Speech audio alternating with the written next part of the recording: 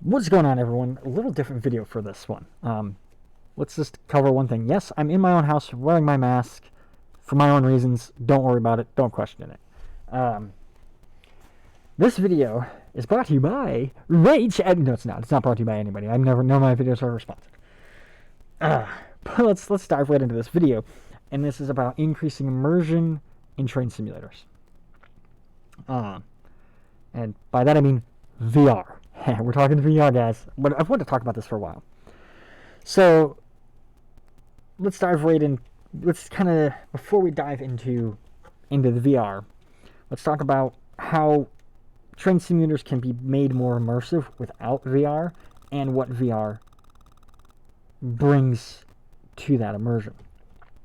So what I mean by being more immersive is there's a couple different ways you can make a video game more immersive. Have really great sound, really great visuals, all that kind of stuff will make the game, will pull the player more into the game.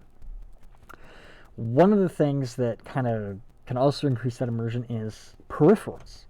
You know, if I'm just sitting here playing with my mouse and keyboard, you know, that's pretty great and all, but a mouse and keyboard isn't a controller. It isn't a joystick in a fighter plane. It isn't the throttle lever of a locomotive. It isn't the steering wheel of a race car.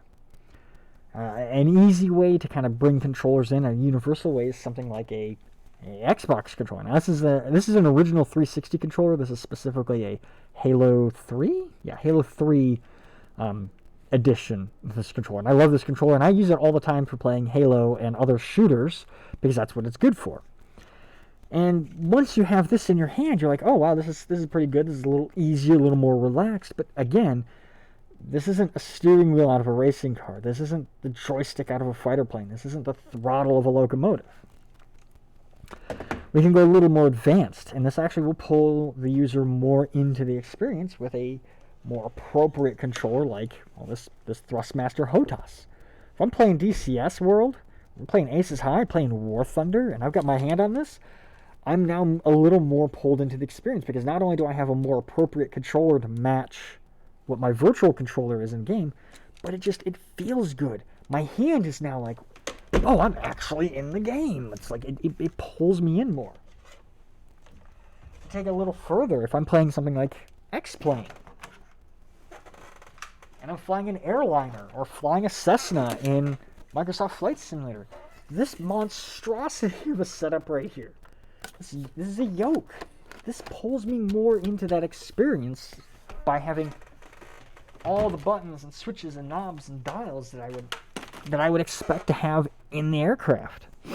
It's just it pulls me in more.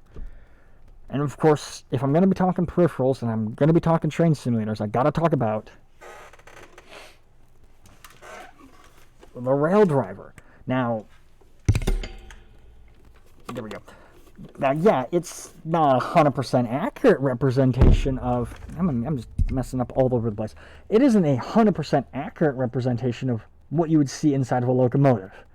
It's a general representation of the basic controls. But still, playing Run 8 with this, playing Railworks with it, or not playing Railworks, playing Train Sim World with this, playing Trains with this, you know, playing Open Rails with this, it makes it easier. It makes it more immersive. And that pulls me more into the game, and it makes it a more fun experience. Now, another way you can make a game more immersive is multiple monitor support. Now, I have a triple monitor set up, and I can sit there and I can stretch Run 8 across all three of them. I can stretch Trains across all three of them. I can stretch Train Sim World across all three of them. And it fills my visual field of view more. I can see more of the world, and it pulls me in more. And then, you know, when I'm home alone and I'm playing my games, I'll turn my volume all the way up. I'll crank that speaker till my desk is rattling. And now I've got the triple monitor, I've got the controls, and I've got the audio. I am sucked into that environment. I'm like, man, I'm driving a train. Yeah.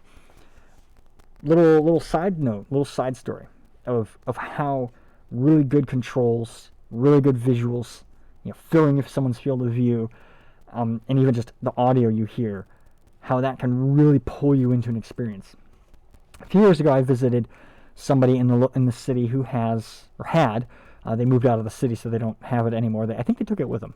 That's another story for another time. Anyways, he had, in one room of his house, a full 747-400 cockpit flight simulator. Now, it wasn't motion, it was stationary. But he had this in one room of his house. And it was awesome. Every single button, switch, knob, dial worked. And they were pulled out of an actual airplane and modified to work with X-Plane.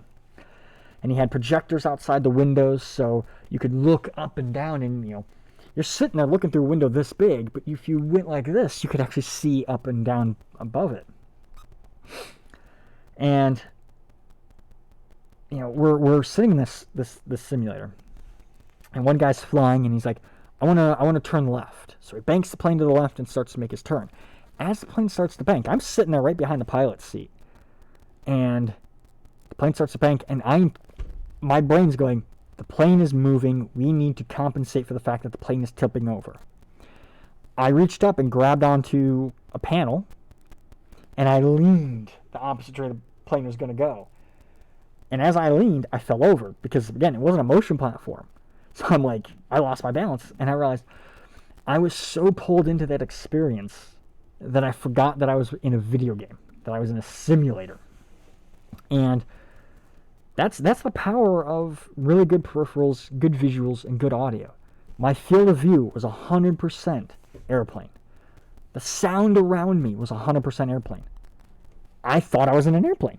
And there was other people who were sitting there who they had the same experience where they were like, yeah, I lost my balance.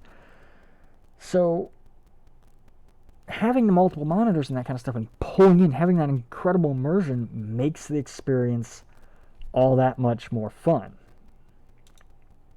And I don't know what's going on with external dispatcher. A whole bunch of people are fleeting signals, and I'm just unfleeting the signals right now. This is external dispatcher for Run 8 running in the background. I just have it there just as some background stuff. But, moving on.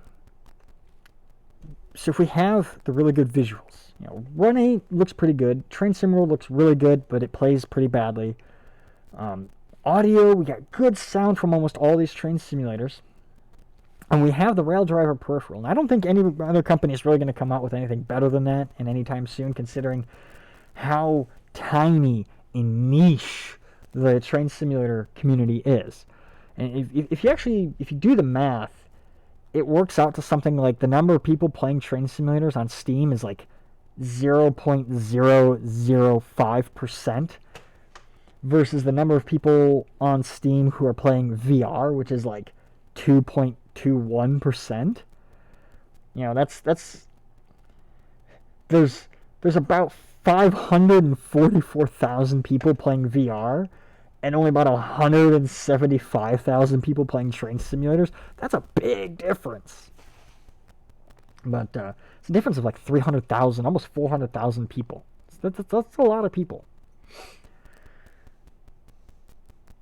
One of the things, though, that I think gets lost in translation, I think that's the right terminology, when people sit there and say, oh, we want to bring VR to train, we want VR in this train simulator. They all think we want Derail Valley. Derail Valley is great. I've played it. I enjoy it. It's not really my thing, so I don't play it much. But they think, oh, we need full motion controller. I want to be able to do all this, blah, blah, blah, blah, blah.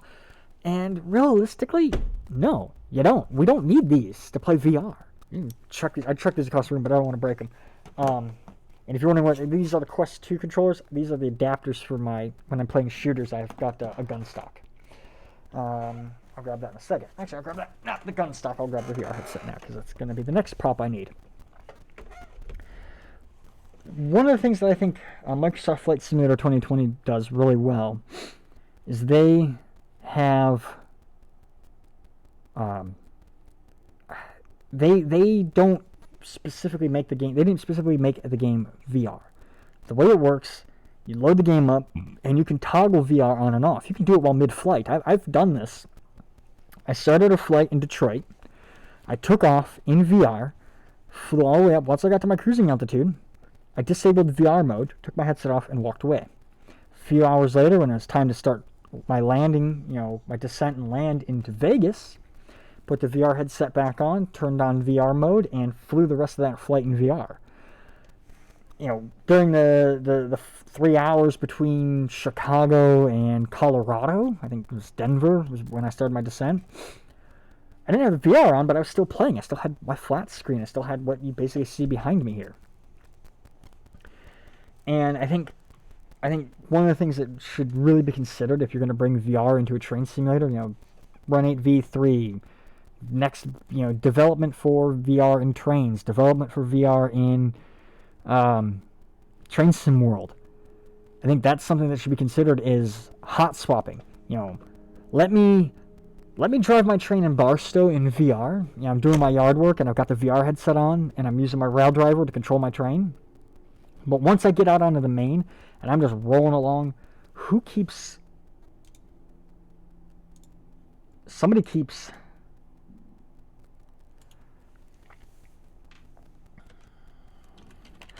Stop fleeting Mojave.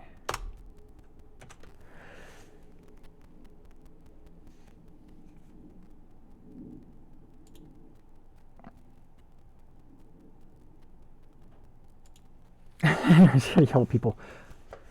Once I get on the main line, I don't really need my VR headset on the main line. I'm just driving my train.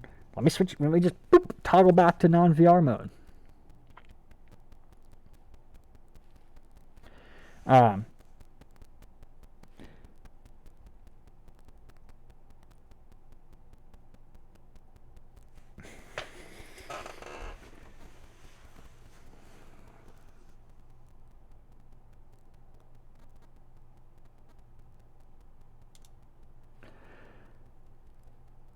Moving on.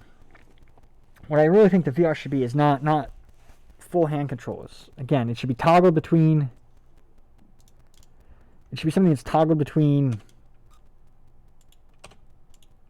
with a hotkey, just like it is in Flight Simulator. And really, it should just replace the mouse look. Let me have my rail driver. Let me use my Xbox controller if I want to.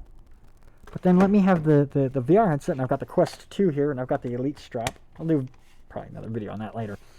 Let me just have this to look around, move my head around. Maybe I'm driving with my rail driver, and I want to just quickly poke my head out, and I don't want to go pan with the camera. And I just want to. Or maybe I want to look at one of my gauges instead of going camera movement down. I can just go, okay, yeah, my gauge looks good. I think that signal's clear. Be able to do that.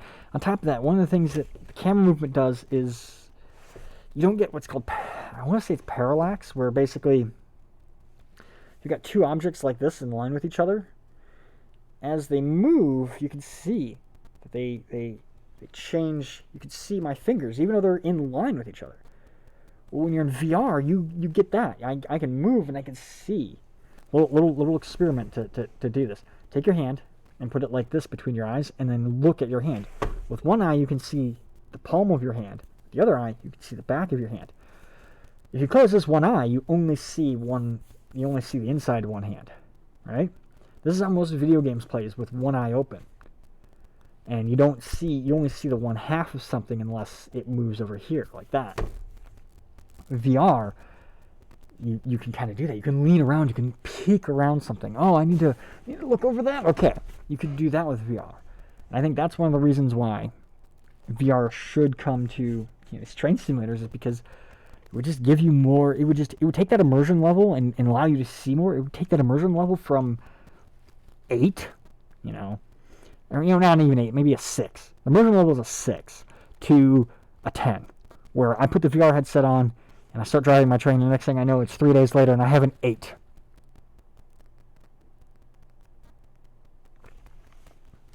I haven't ate anything in like 3 days. And, I really think that would be a huge benefit to train simulators, and just having the VR like that. Now, one of the things that I hear people sit there and say as well, and I want to touch on this in this video, is that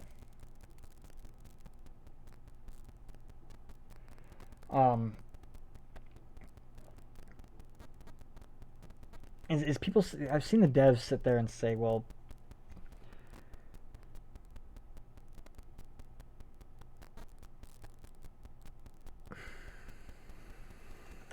let me just. Yeah, it's fine as long as you.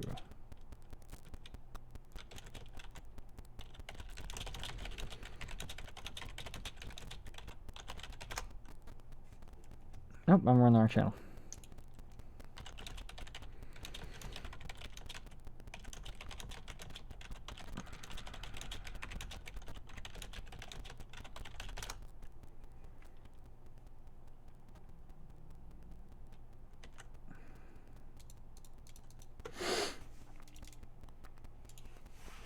Anyways, one of the things that the devs said is, oh, we don't want to develop it because there's only 2 people, 3 or 4 people in the train sim community who have VR. Not enough people in the community have it. You're targeting. On one hand, you're right.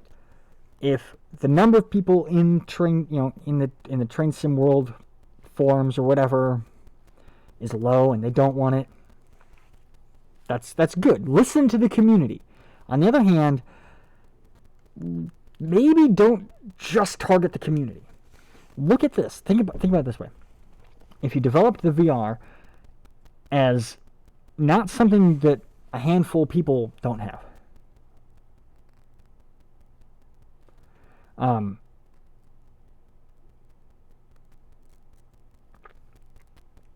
basically, let me rephrase that. When you sit there and say, oh, we're only going to develop what the circle of people in the community already have, you're missing the mark there a little bit, I guess. I'm trying to word this, and what I'm saying is the development of VR should not be, the target audience for VR should not be the existing user base in train simulators. There we go. That's what I'm trying to say. The target audience for developing VR should not be the existing user base. It should be that 500,000, 550,000 other people who have VR. Consider this. When Microsoft announced, when Microsoft and Asabo Studios announced the new flight simulator, there were people who had never flown flight simulators before. People who had almost no interest in it. They went out and bought controllers and joysticks and stuff for flight simulation just because of what Flight Simulator 2020 brought to the table. If you were to develop a new train simulator or add VR to an existing train simulator, you would be bringing something new to the table that no other train simulator really has. And you would be opening the door for a lot more people to get into it. You would have, now I'm not saying you're immediately going to have 500,000 new people come to the game. Every single VR user is going to buy it. But you're going to have those VR users who are the simulator people. The people who who only use VR for racing games or flight simulators. And they go, oh, wow, this train simulator now supports VR. I'm going to give that a shot. I've never done a train simulator before, but let me learn. And sure, it won't be an injection of 500,000 people. It may be only 10, 20,000 more people, but that's 10, 20,000 more customers. Because the target audience of developing VR should not solely be the existing people who are already customers. It should be the larger audience, the other VR users out there. In conclusion, and I'm sorry if this was a little out there and roundabout, I had notes and I kind of tried to follow them. I took speech class, public speaking class. I should know better. I should follow my notes. But this is like the 3rd time I've done this video, and this is the take I'm going with. But the takeaway here should be peripheral support with rail drivers adds immersion. Multiple monitor support, proper multiple monitor support, and I don't mean using NVIDIA Surround or AMD's Affinity or iFinity or whatever the hell they call it. I mean proper multiple monitor, like let me tell my game to render on monitor 1, 2, and 3, because that's what iRacing does. That's what X-Plane does. Everything else I have to toggle surround, and that's such a pain in the butt to do. But multiple monitor support, and even VR support, just pulls players in, sucks them in, and makes them want to stay in. It makes it so much more immersive. And the target audience for VR development should not be solely the people who already bought the game. It should be the people who haven't bought the game, the people who have the VR headsets and, don't have the game. And I know there will be those people who make the argument of, well, my computer can't run VR, or I don't have the money for VR. Well, that should not be the reason why developers don't develop for VR. That is a you problem. The developers can't help the fact that your computer can't run VR. The developers can't help the fact that you can't afford VR. And I'm not trying to sound like a dick when I say that, and I apologize. But that's when you make that argument of, well, I can't run VR or I can't afford it, that's not a valid argument. I mean, sure, yeah, okay, let's develop it. You won't be able to use it, but whatever. There are other people out there who can. There are other people who have the computers and the hardware and the VR headsets that can. And those are the people who I really think you should, when you're targeting VR development, that's who you should be thinking about. And Dovetail did do that thing where they put out a poll and they asked people what they wanted, and that was great. That is fantastic on them. That is great developers asking the community for input and getting input back. But when it comes to VR, I think that's something that they should have just been like, let's consider it. Let's look at the numbers. In the last year with the launch of the Quest 2, the number of VR users has gone up. In fact, I think it was back in February, like last month, or maybe even end of January. I was watching a video, Thrill Seeker. He's a big YouTube VR channel. He was super excited because he showed the number where the Steam user base for VR had broken 2%. 2% of the VR users, or Steam users, 2% of Steam users were in VR. Mind you, the rough number of Steam users is like just under 25 million people. 2% of 25 million is 544,000 people. Now, that number, and actually that's not true because the percentage has gone up. I checked it before recording this video. The percentage of people on Steam, when I originally wrote this stuff, took these notes, was 2.1%. It is now 2.2%. It is slowly going up. And it's only going to keep going up. As VR headsets become more affordable and you have the standalone hardware and stuff like that, you're going to see the number of VR headsets rising. And I think it's really time for developers, Run 8, N3V, Dovetail Games, to really start considering putting VR into their product. Even if it's just, not even. Ideally, it would be something that you could toggle like what you have in Flight Simulator. And I point over there because on that monitor is where my shortcut icon is for Flight Sim. But yeah, no, you should definitely, as a developer, you should definitely start considering that because it's an eventuality. It's going to happen.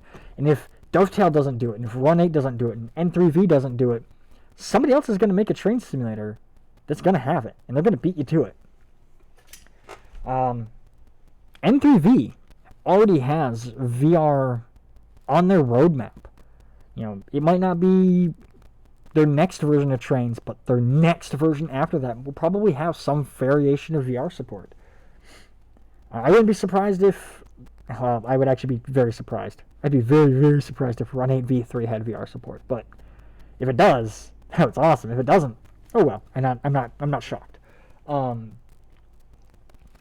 yeah, it's something that I think people should be, the developers should be considering, and even the user base should be like, I can't run VR. Well, I mean, I can, but you as a user, you might be thinking, well, I can't run VR, but my buddy, he can, and I think he would get a kick. I think he would be able to, if he can run VR, but he has no interest in train simulators. But if Train Sim had VR, he would get it, because that's what would happen. A lot of people who don't play train simulators would probably start getting into them if they had VR, and the user base would go up. that's all I gotta say. I actually have to go because I have a very important phone call that I'm about to have in a few minutes. So, check the link in the description below. I'll be streaming Run 8 on Friday, April 2nd. Wow, because I'm recording this on Tuesday the 30th. At some point, I'm going to start recording more stuff for my Train Sim World Journey series. I'm still waiting for some doctor stuff to come back about my face. My face isn't all put back together yet. And on top of that, my allergies are so bad.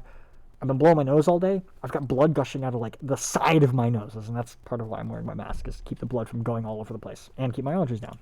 Anyways, yeah, link in the description below for my Twitch channel. Fridays for the next couple weeks, I'll be doing some more Run 8, and then probably in May, I'll be switching to Airsoft stuff. I'm probably going to be streaming some more real-world things there, too, as well, since my GoPro, I think I finally got that working right. Yeah, that's going to be it. I will catch you guys in later. Thanks for watching. Give it a thumbs up if you want. Subscribe if you want. I don't care. I'm just here to make stupid videos and speak my mind. Later.